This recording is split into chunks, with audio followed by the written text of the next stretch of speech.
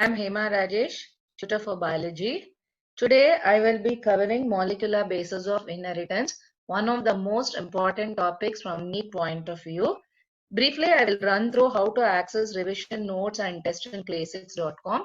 Go to classix.com, click on practice.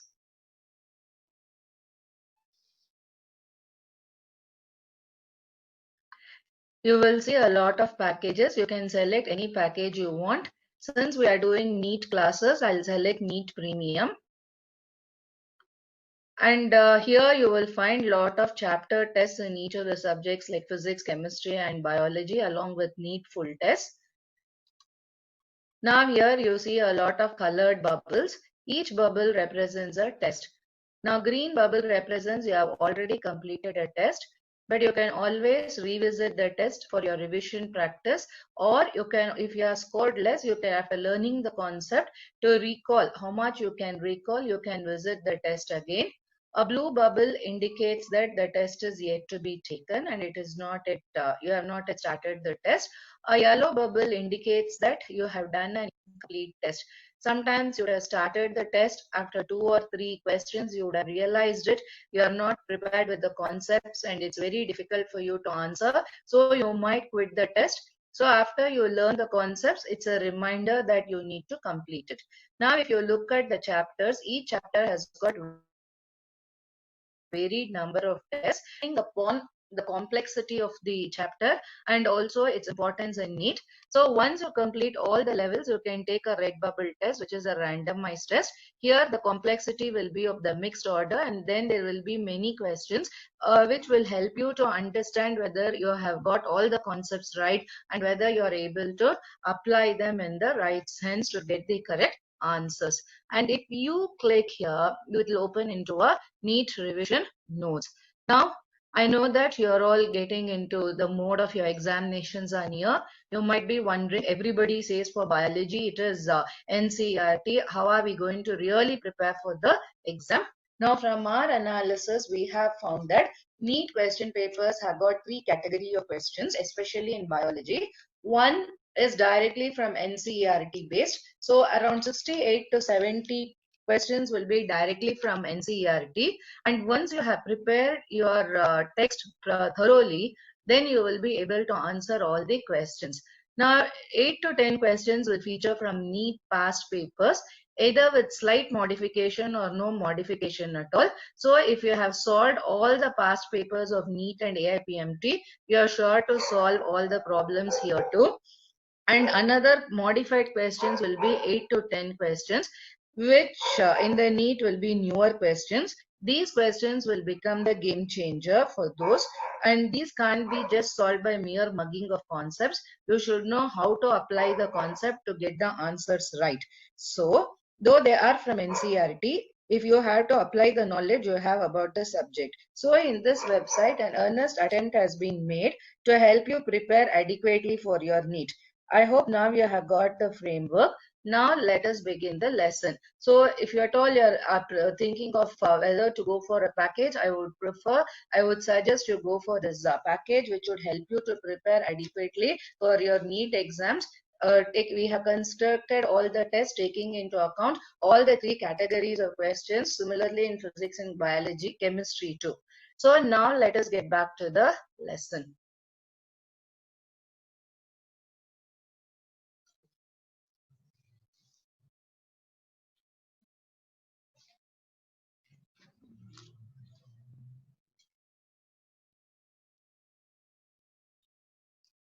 So here, this is the molecular basis of inheritance is the lesson today. And if you really look at the chapters, this PDF has got, it's been summarized to 135 pages, all your 10 books of physics, chemistry and biology in one small package, taking into consideration the important concepts which you are supposed to know from NEET point of view. So in the at the time of preparation or revision especially, this would be a very handy book for you. If I again suggest that you can go for this package. Now let me start with the lesson. So the first thing when we talk about it, nucleic acid. So Johansson introduced gene and described it as an elementary unit of inheritance which can be assigned to a particular trait. Gene is a unit of inheritance composed of linear segment of DNA which is situated at a specific locus and carries coded information associated with a specific function and can undergo crossing over as well as mutation. Now there are three units within a gene. They are cistron, recon, and muton. Cistron is called the functional unit, recon is the recombinational unit, and muton is the unit of mutation.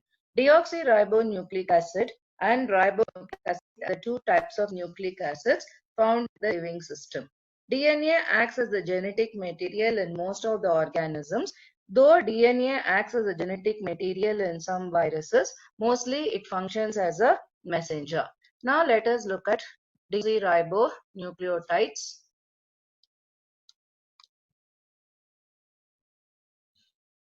So this is a structure of polynucleotide. Now DNA is a long polymer of deoxyribonucleotides.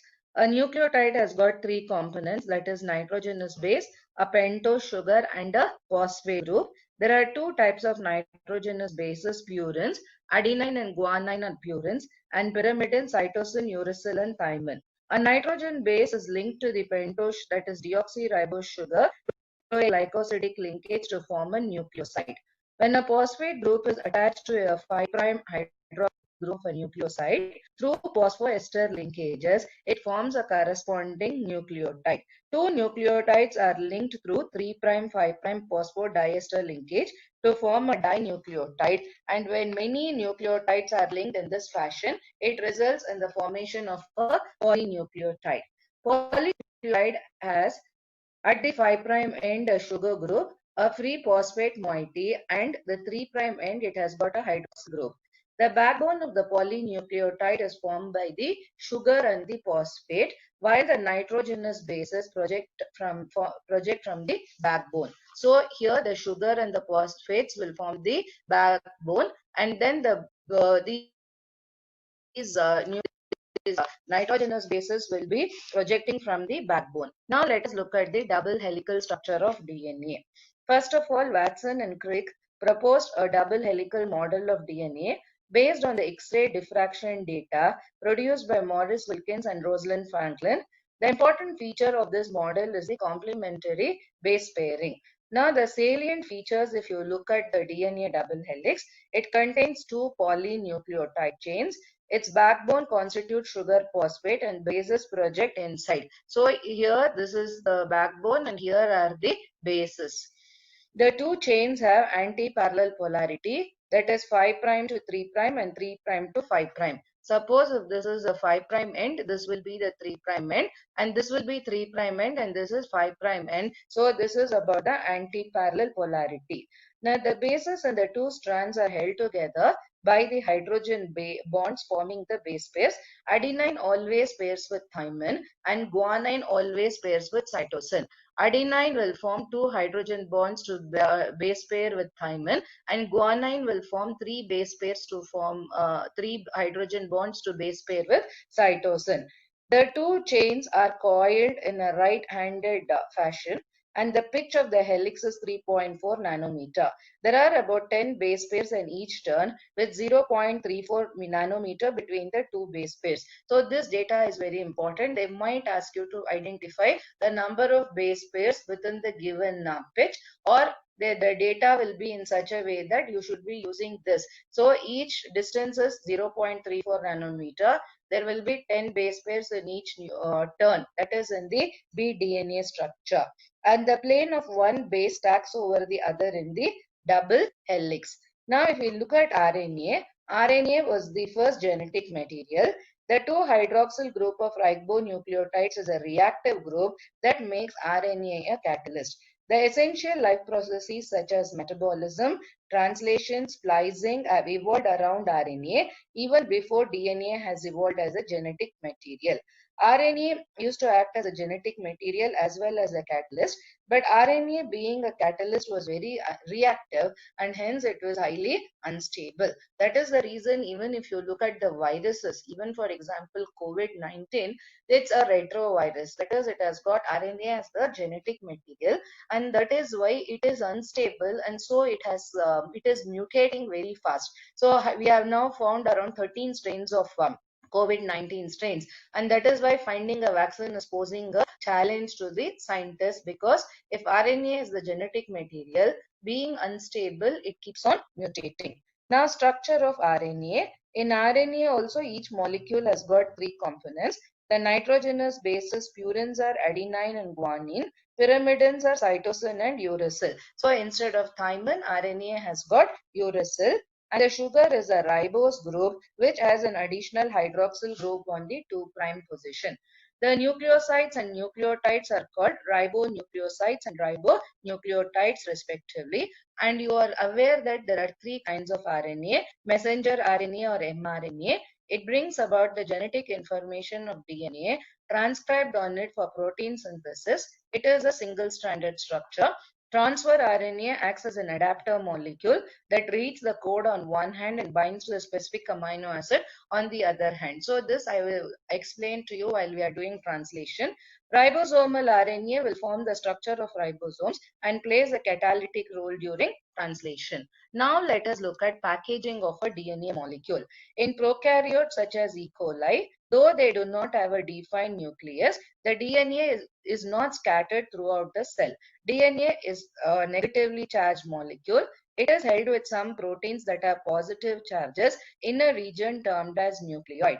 The DNA in nucleoid is organized in large loops held by the proteins. But in eukaryotes, there is a set of positively charged basic proteins, and these are called as the histones. Histones are rich in the basic amino acid residues, namely lysine and arginine. Both the amino acid residues carry positive charges in their side chain. Histones are organized to form a unit of 8 molecules, and it is called as the histone octamer.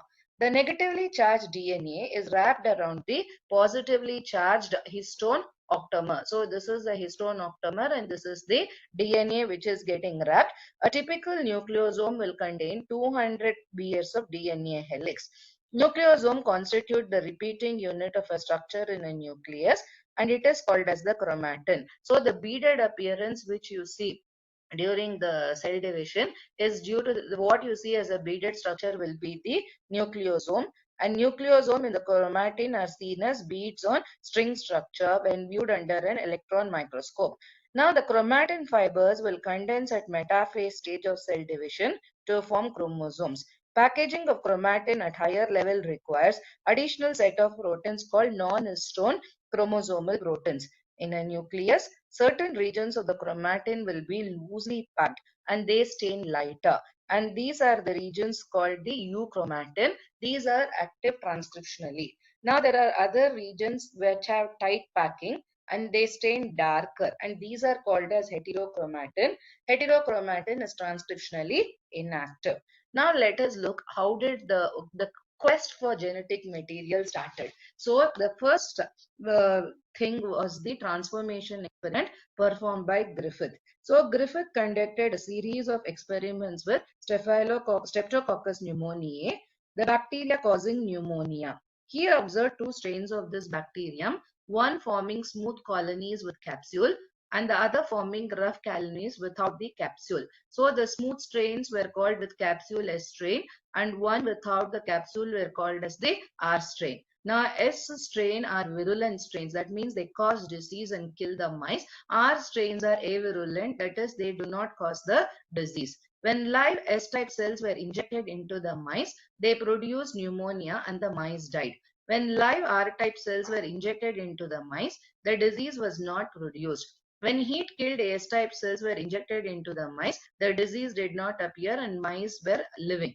When heat-killed S strain cells were mixed with live R strains and injected into the mice died, and he could isolate live S strain cells from the body of the mice. He concluded that R strain bacteria had somehow been transformed by the heat-killed S strain bacteria, which must be due to the transfer of the genetic material.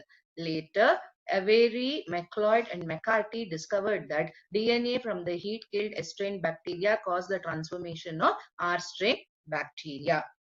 Now, how did we get? So, this was the first experiment conducted by Griffith, and he was able to identify the factor that was responsible. But the conclusive proof came from Hershey and Chase's experiment. They worked with the viruses that infect the bacteria, and they were called as the bacteriophages. They made two different preparations of the phage.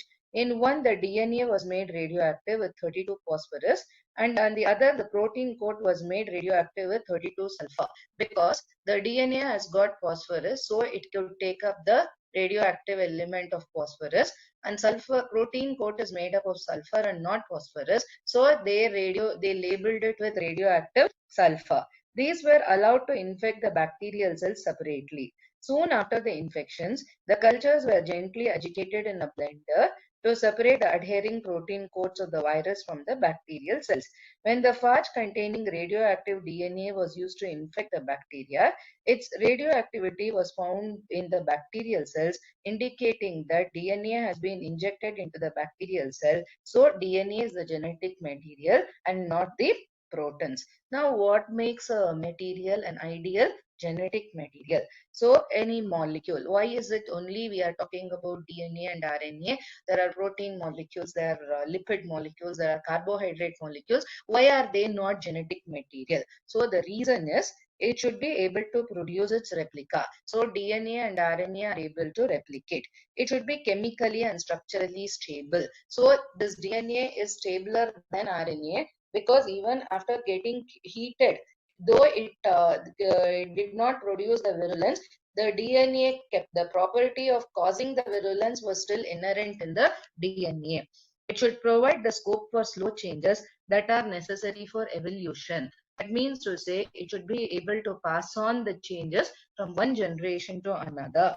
It should be able to express itself in the form of Mendelian characters. They are doing it, and RNA and DNA can replicate, but not the protein. So if you look at the other biomolecules, they are not able to replicate, while DNA and RNA are able to replicate. Now, let us look at the semi-conservative process of DNA replication. So first, there were very many theories that were put forth. Some thought that conservative process, that means to say both the strands of DNA gave rise to new strands of DNA.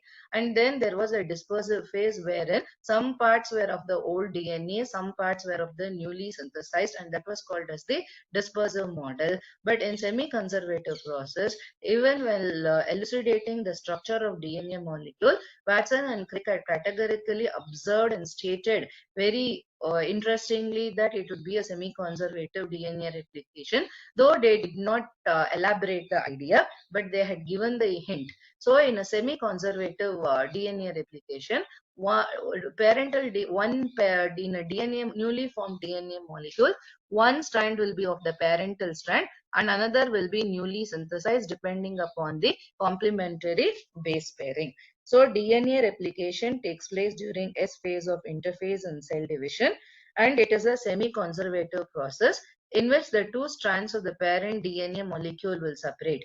Complementary strands are synthesized using old strands as the template, and each progeny strand has one old and one new strand. Now, if you look at this things, DNA replication, what does it require? It requires a DNA template, a primer, which is usually an RNA, deoxyribonucleotide triphosphates, that is DATP, DGTP, DTTP, and DCTP, magnesium ions, DNA unwinding proteins called helicase and gyrase. Now, helicase will remove in separation, and gyrase will remove the strain that is formed due to the unwinding of the DNA molecule. RNA polymerases to synthesize the RNA primer, and polynucleotide ligase, a joining enzyme. Now, DNA replication is bidirectional, easily shown in the T4 chromosome replication. Now, a replicon is a segment of DNA which is capable of DNA replication independent of other segments of DNA. Each replicon has an origin of replication, which we call it as ORI, at which DNA replication starts and the terminus at which replication stops. The two strands of DNA double helix unwind with the help of DNA unwinding enzymes. Unwinding produces two Y-shaped forks at the origin. One fork is located at each end of the origin. When replication begins, this fork becomes replication fork. The unwinding of the strain imposes a strain of the strands will impose a strain which is relieved by the action of a superhelix relaxing protein. Single-stranded binding proteins stabilize the unbound parental DNA. Initiation of DNA synthesis requires an RNA primer. RNA primer is synthesized on DNA template by an enzyme primase. The free 3' hydroxyl group of primer RNA provides the initiation point for DNA polymerase, which requires a free 3' hydroxyl of pre-existing polynucleotide for the initiation of DNA replication. Now, DNA replication, as you know, it is semi-conservative. It is also semi-discontinuous, which occurs always in 5' 3' direction. Now, if you look at this direction, this is a continuous synthesis will take place in the direction of 3' to 5'. But in the direction of 5' to 3', if you see, this is a discontinuous synthesis. Here, the synthesis will occur in the form of fragments called as the Okazaki fragments, and these fragments will be later on joined together by the enzyme ligase. Now, the enzyme responsible for DNA synthesis is DNA polymerase. There are three DNA polymerases in prokaryotes: polymerase 1, Pol 2, and Pol 3, whereas 5 DNA polymerases are present in eukaryotes, that is alpha, beta, gamma, delta, and epsilon. In prokaryotes, the major function of DNA replication is performed by DNA polymerase 3. In eukaryotes, DNA polymerase alpha replicates the leading strand, while DNA polymerase delta synthesizes the lagging strand. DNA polymerase beta and epsilon are nuclear DNA repair enzymes, whereas DNA polymerase gamma is found in mitochondria and in the chloroplast. So now let us look into Mendelssohn and Stahl's experiment. So what did they do and what did they prove from this? Mendelssohn and Stahl's experiment was an experiment conducted by Matthew Mendelssohn and Franklin Stahl to prove DNA replication is semi-conservative. Semi-conservative replication means that when the double-strand DNA helix was replicated, each of the two double-stranded DNA helices consisted of one strand coming from the original helix and another one newly synthesized. Now, they first grew E. coli bacteria in a medium containing heavy isotope of nitrogen-15. It is a heavy isotope, not the radioactive isotope, for several generations. This led to the incorporation of heavy isotope in all the nitrogen-containing compounds, including the bases.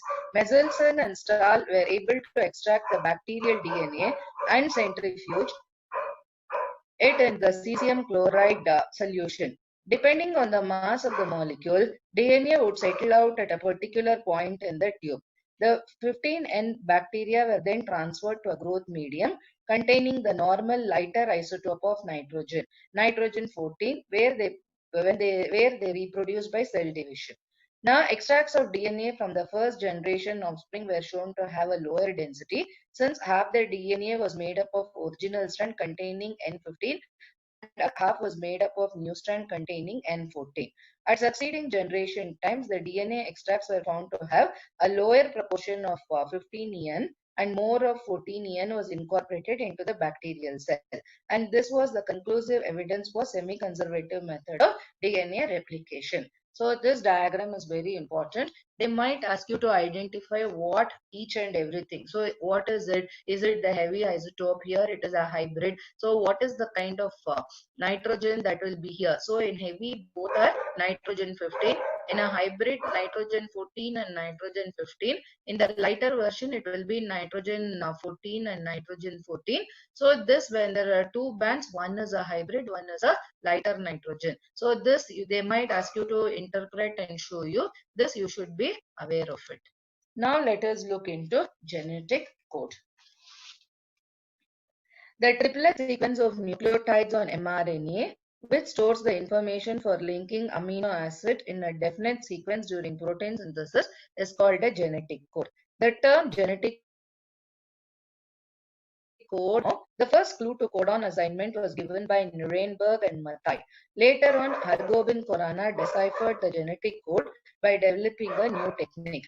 Francis Crick proposed wobble hypothesis, according to which the third base of a codon is not very important and specificity of a codon is particularly determined by the first two bases. The third base pair loosely wobble in pairing with the corresponding base in the anticodon of tRNA. There are 64 codons, out of which AUG is called initiation codon and UAA, UGA, UAG are called termination or nonsense codons because they do not code for any amino acid, so they stop the growing of the polypeptide chain. So when an tRNA comes across these codons, it will bring an end to the protein synthesis or the translation process. The genetic code is triplet, degenerate. That means more than one codon can be used for a single amino acid. Non-overlapping. A base in mRNA is not used for two different codons. Comma less, no punctuations are needed between any two codons. Non-ambiguous. Two amino acids never represented by a single codon and they are universal. That is right from bacteria to man. It will be the same. In mitochondria, AAG and AGA code for stop signals, whereas in cytoplasm they code for arginine.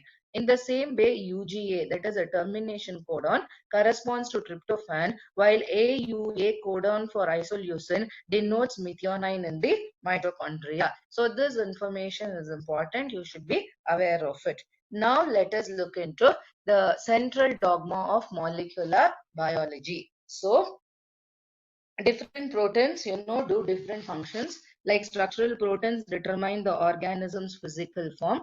Functional proteins determine how the cells, tissues, organs, and indeed the whole organism survives in its environment. And regulatory proteins act as switches where appropriate to direct metabolic responses as needed. In 1958, Crick proposed the hypothesis of central dogma. He proposed that the information present in DNA is transferred to RNA and from RNA to protein.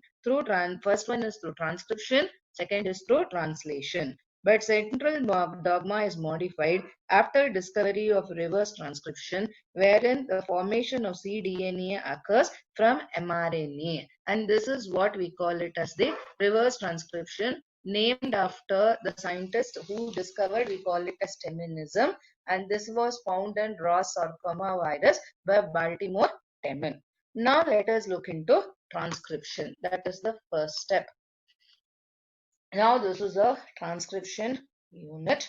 Now if you look at this,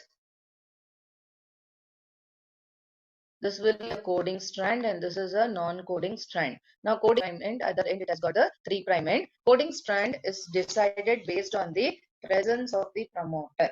If the promoter is present at the 5' end, that is the upstream end, then that strand is called as the coding strand. And the other strand which has got terminator at 5' end is called as the non-coding strand. Now or the template strand. Though it does not code for anything, it is still called as the coding strand. Now, DNA is transcribed into RNA by an enzyme called RNA polymerase. There are 3 types of RNA.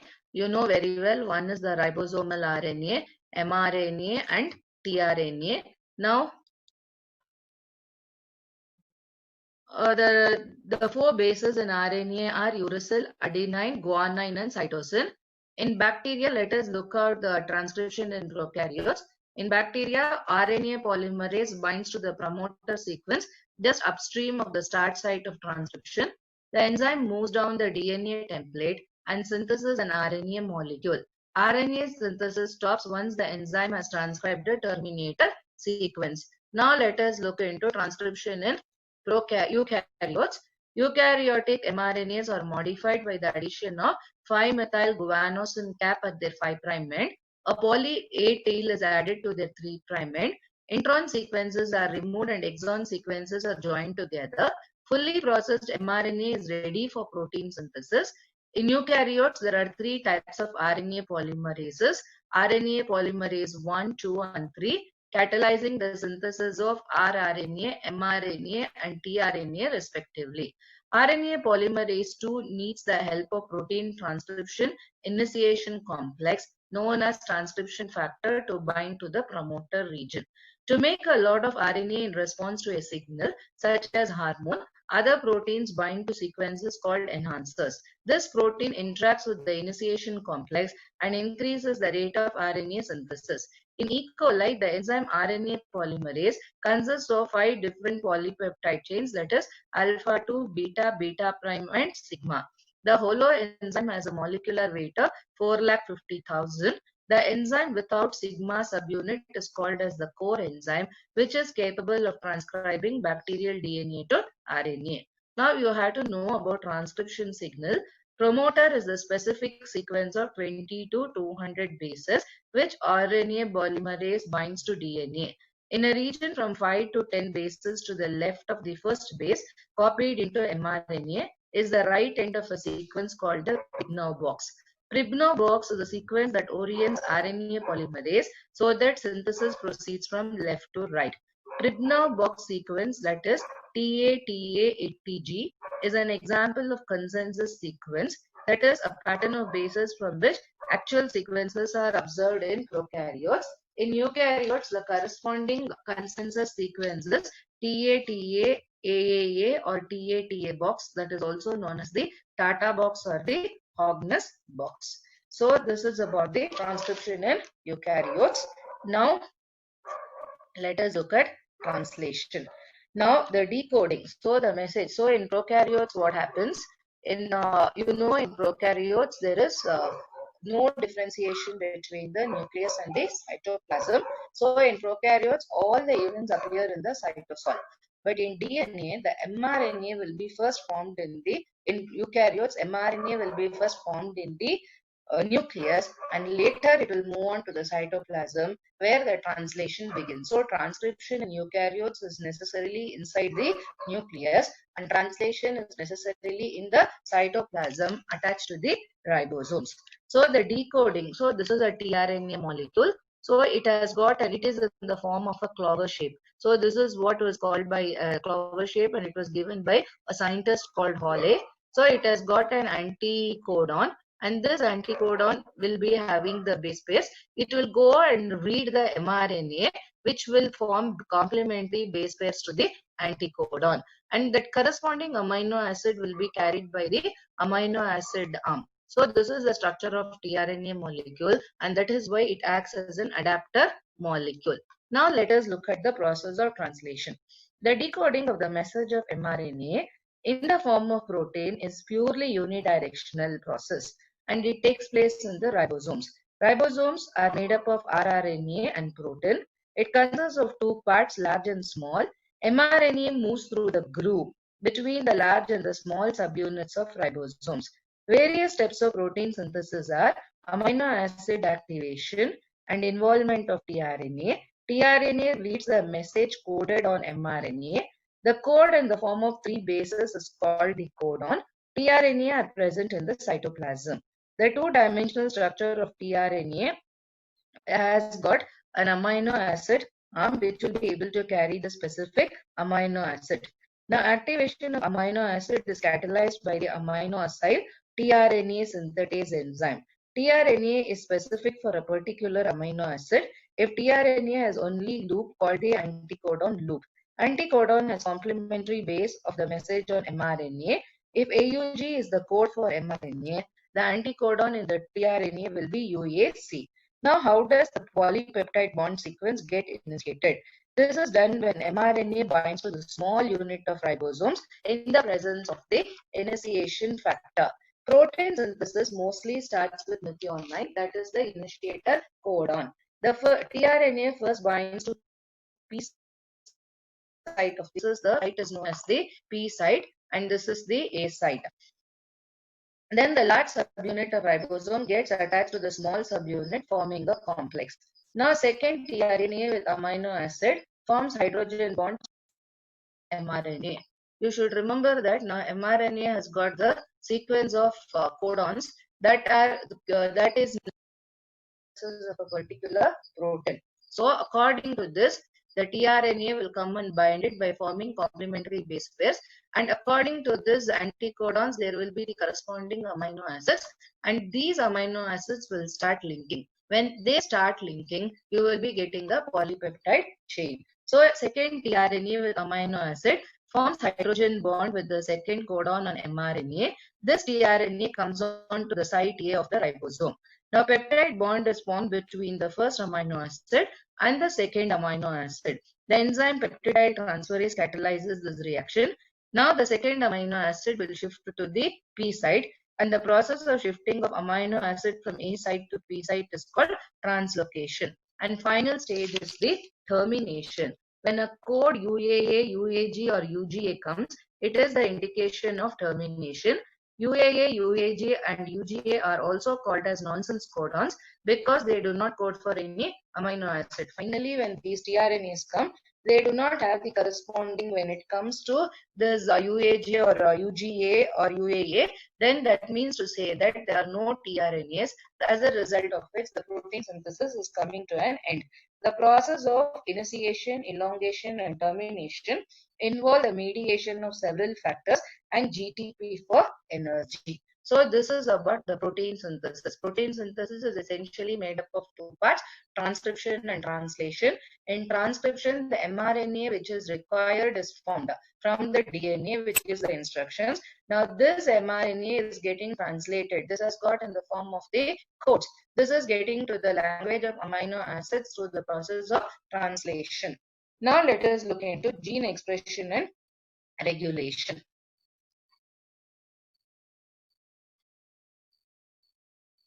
So this is a very simple thing. Gene expression is the process by which information contained in the gene is decoded to produce other molecules that determine the phenotypic traits of an organism. Now, the process is initiated when the information contained in the base sequence of DNA is copied into a molecule of RNA, and it determines the linear order of amino acids in a polypeptide chain. The detailed process of gene expression, including transcription and translation, has been described earlier for you. Now let us look at the expression in brief steps.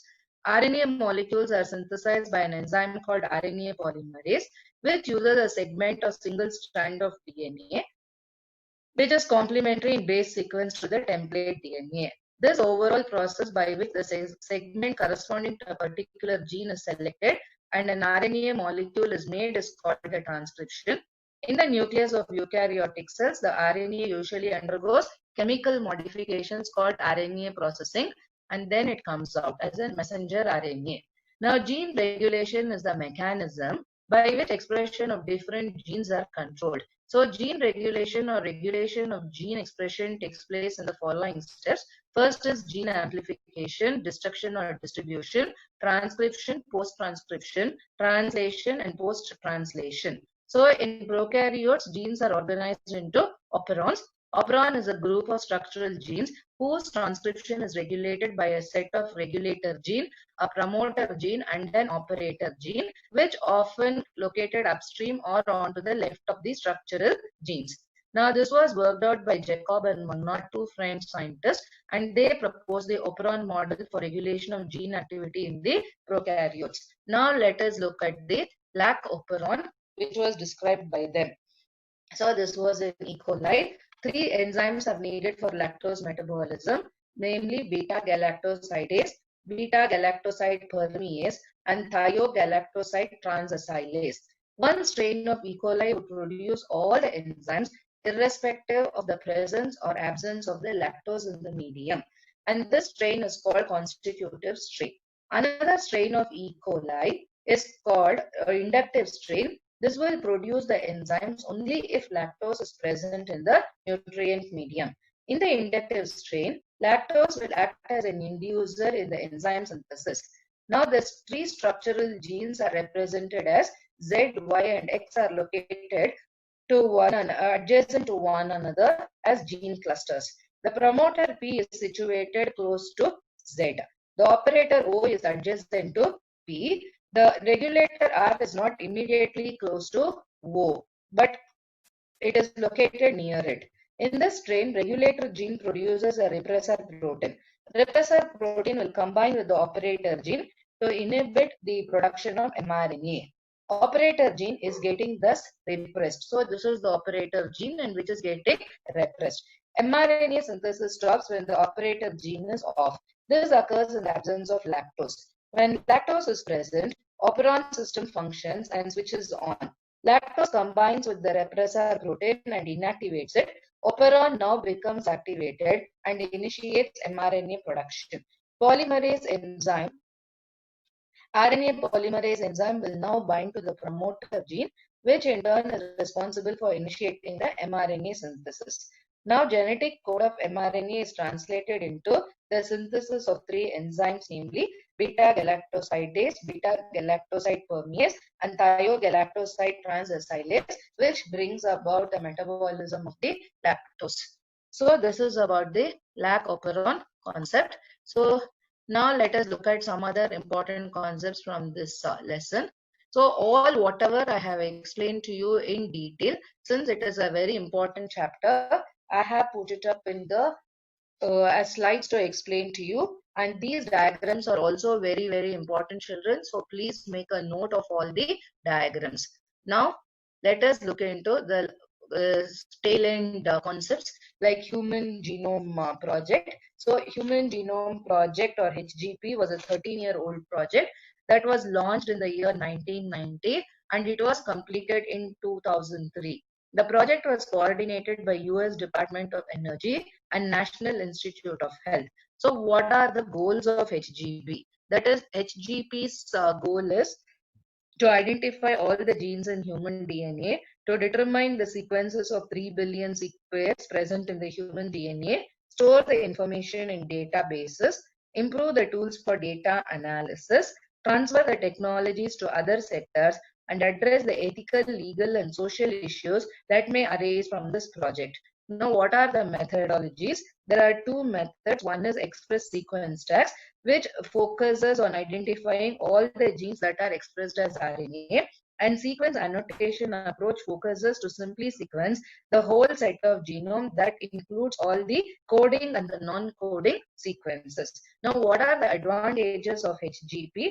Knowledge of the effects of variations of DNA among individuals can provide the ways to diagnose, treat, and even prevent a number of diseases or disorders that affect the human beings. So it provides clues to understanding of the human biology. Now let us look at DNA fingerprinting. It was a technique developed by Alec Jeffries in an attempt to find out markers for inherited disease.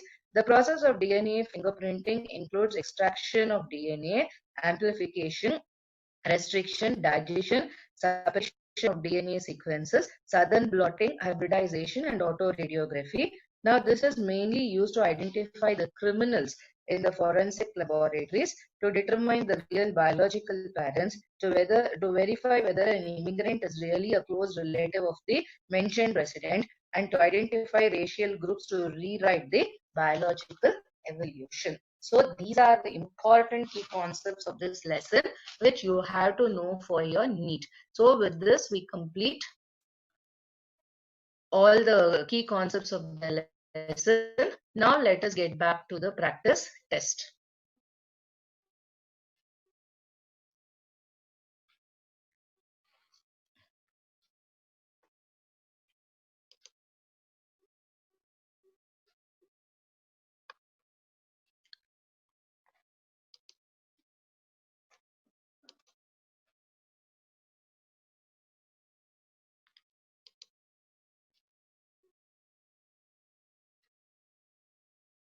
So unit of DNA length of DNA. So DNA is measured in terms of its base pairs. So the angstrom, that is the number of base pairs, will give the length of DNA. That is why I said between one base pair to another, the length is 0.34 nanometer. So they will ask you, there are 12 base pairs, what is the length of DNA? So based on this data, you should be able to calculate it. So it is the base pairs.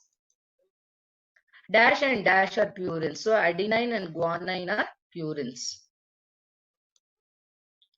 Dash is common in both DNA and RNA, while dash occurs only in RNA. So it is cytosine and guanine are common in DNA. And uracil, so we don't have guanine here. So cytosine and is both common in DNA and RNA, while uracil occurs only in RNA. The backbone of DNA has got sugar and phosphate. 5-methyl-uracil is thymine. The number of hydrogen bonds between guanine and cytosine. So ATGC. So GC, it is 3. The number of hydrogen bonds between adenine and guanine. Adenine and guanine never pair with each other. So the number of hydrogen bonds is 0. Each turn of bDNA has 10 base pairs. Central dogma of molecular biology as proposed by Francis Crick, DNA to mRNA, mRNA to protein.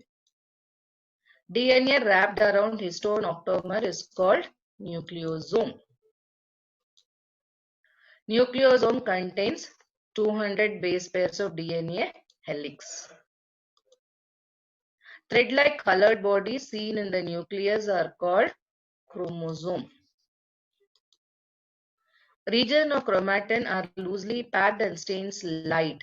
So it is euchromatin.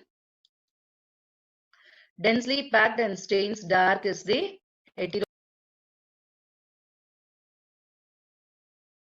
See the length. So if they give you 12 base pairs are there, what is the length? So between one base pair to other, it is 0.34 nanometer. Based on that calculation, you had to arrive. That is why I said those data is data I gave you are very, very important. Next, I have already saved, so I'm going to the next question. Dash and dash are purines.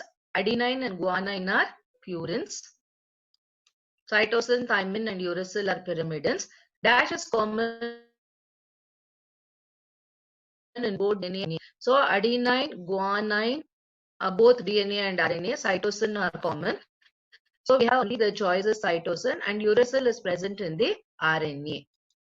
Now the backbone of DNA is sugar and the phosphate, and nitrogenous bases will jet out from the backbone. 5-methyl-uracil is thymine chemically. The number of hydrogen bonds between guanine and cytosine. So ATGC is the base pairing. A forms 2 double bonds with thymine and G forms 3 double hydrogen bonds. So it is 3 in number. The number of hydrogen bonds between guanine and adenine, they do not get into base pairing at all. So it is 0. Each turn of bDNA has got 10 base pairs.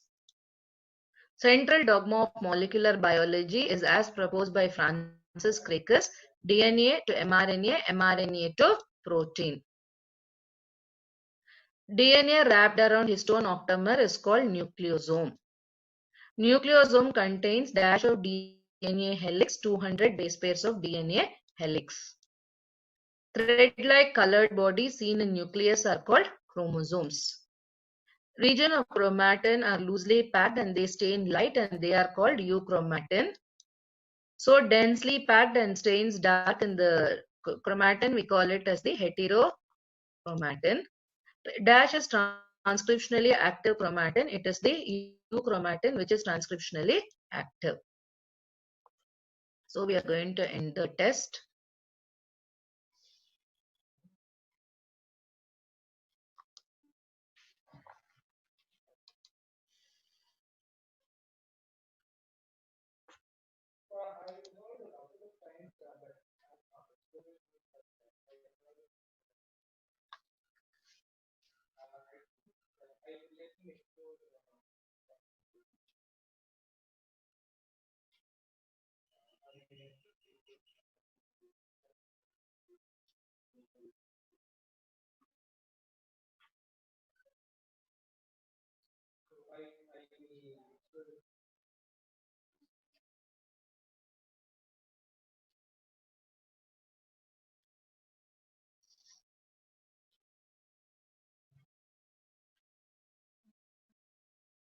So all our answers are correct. So all the boxes here shows a green colored box. If any answer is incorrect, it will be showing red in color. You just click on the particular question where it's gone wrong. You will also see your answer and the correct answer. And when you scroll down, you will also see the explanation. From this, you can analyze why your answer was wrong. If it is yellow, it means to say you have not attempted the question. Children, I would request that, I would suggest that you don't attempt a question if you are not sure of the answer, because you are giving an entrance test which has got negative correction. So negative correction means from 720, the incorrect ones will not be deducted. It will be deducted from your total score. For whatever the correct answers you have got, from that it will be calculated. Suppose you have got 44, 10 correct answers, then it will be 10 fourths of 40. And then out of 45, 5 are, that means to say 40 minus 5. So your total will be only 35. So it is better you people are very cautious when you are taking your answers. So with this, we come to an end of today's class.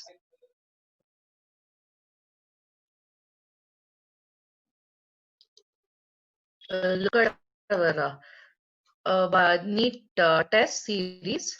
You will find that we have got around 38 NEET full tests, out of which 15 are created by the teachers, 15 are created by the tutors, looking into the kind of questions that are commonly asked in the NC for your NEET exams. And the remaining 20 odd tests are full term NEET tests from past NEET papers. So if you buy this package, it would be very easy for you to understand all the three types of questions, and it will also give you a perfect practice to score very high marks in NEET. If you want to ask anything, you can ask. If you have a query, you can ask. Use this ask feature of our website. And if you want to take any one-to-one tutoring from the tutors, you can do that also for any particular subject, any particular chapter. And if you have further queries, you can mail your query to info@classix.com. So with this, we come to an end of today's class. Thank you, children.